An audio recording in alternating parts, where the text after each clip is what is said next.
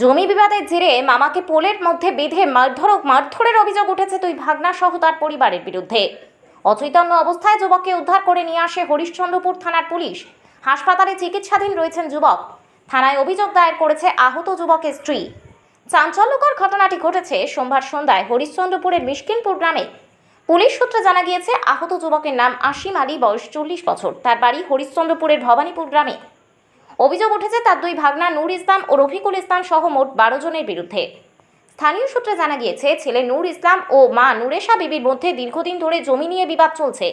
অভিযোগ, নূরের বাবা মারা যাওয়ার আগে সে তার সমস্ত সম্পত্তি স্ত্রীর নামে করে দেন। বাবার সম্পত্তির অংশ নিয়ে মায়ের সঙ্গে বিবাদ শুরু হয় ছেলের। তাদের বিবাদ আদালত পর্যন্ত গড়ায়। এরপর ছেলে মাকে ঘর থেকে তাড়িয়ে দেয় বলে অভিযোগ। মা নূরেশা বিবি 6 মাস ধরে ভবানীপুর গ্রামে বাবার বাড়িতে রয়েছেন। সোমবার সন্ধ্যায় ভাগনা নূর ও রফিকুল গ্রামের একজনকে দিয়ে ফোন করে লক্ষণপুর বাস স্ট্যান্ডে ডাকে মামা আসিমকে। এরপর সেখানে তাকে বেধড়ক মারধর করে বাইকে করে তুলে নিয়ে যায় গ্রামে। পোলের মধ্যে বেঁধে বাঁশ দিয়ে মারধর করে। অচৈতন্য অবস্থায় পড়ে থাকে আসিম। খবর পেয়ে পুলিশ তাকে উদ্ধার করে নিয়ে আসে। অভিযুক্তরা ঘটনার পর থেকে পলাতক রয়েছে। শাশুড়ি মা আমার স্বামীর সব জায়গা জমি চুরি করে নিয়েছে। ওর মামা, আমার স্বামীর মামা বলছে যে আমি বিক্রি করতে যাব, তার জন্য লক্ষণপুর বাজারে বিক্রি করতে আসছিল ওরা। আমার স্বামীরা দেখেছিল, আমরাও গিয়েছিলাম ওখানে দোকানে। আমরা বলছি যে কী করতে আসছো এখানে, আমরা জমি বিক্রি করবো, তোরা কী করবে বলে। তা আমি একটু গাল দিলাম, কেন বিক্রি করবে, আমার স্বামীর জমিগুলো বেশি বলবি না বলে কেটে টুমটুম করে দেবো না হলে। তো আমি গাল দিলাম একটা হলে, আমার চুলটি ধরে আমার পেটে লাত মারিয়েছিল। বলছি নাঙ্গা করে বেলে মারবো তোকে বেলে। ওই জন্য আমার নাইটিটা এখানে ছিঁড়ে দিয়েছে আর কাপড়টা ধরে টানাটানি করছিল আর দুটা পিঠে মারেছিল আমাকে, দুটা মুক্কা। তার জন্য আমার স্বামী উঠেছিল আর ওই জন্য হাতাপাই করতে করতে ওই নিজে পড়ে গেছিলো পাটা পিছলে। তার জন্য ও এই হাল ওর। আমার স্বামী অতটা। কিন্তু আসিম যে আছে, যে মানে অভিযোগকারী, সে তো বলছে যে তাকে নাকি ফোন করে ডেকেছিল বলে এই কারণ হয়েছে।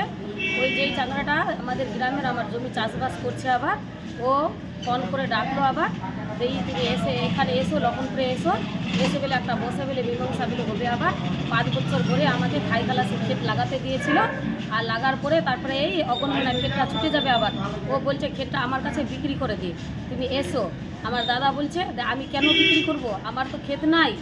ঠিক আছে, ওর তো বাবা মা কেউ নাই, আমি যদি দরকার পড়ে তো ঠিক আছে, আমি দেখা করছি লক্ষণপুর যে ও ষড়যন্ত্র করে মানিককে, তারপরে ওই আবার ওর বউকে, তার চাঁদকে, হাকিয়ার বেটাকে, হাকিয়াকে, তারপরে সবাই মিলে মারধর আচু কাছে হাত দোনোটা ধরে 2 ঘন্টা পরে খুব মার মেরেছে। আপনার ছেলেও নাকি মারধর করেছে শুনলাম? আমারও ছেলে মার মেরেছে।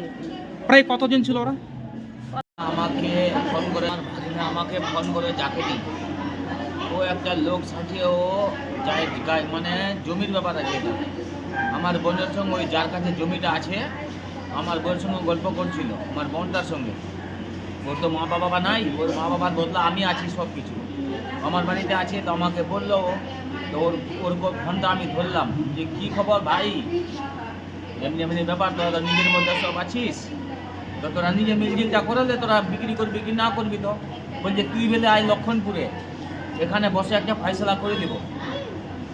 এই ফয়সলাটা করার জন্য আমি গেলাম।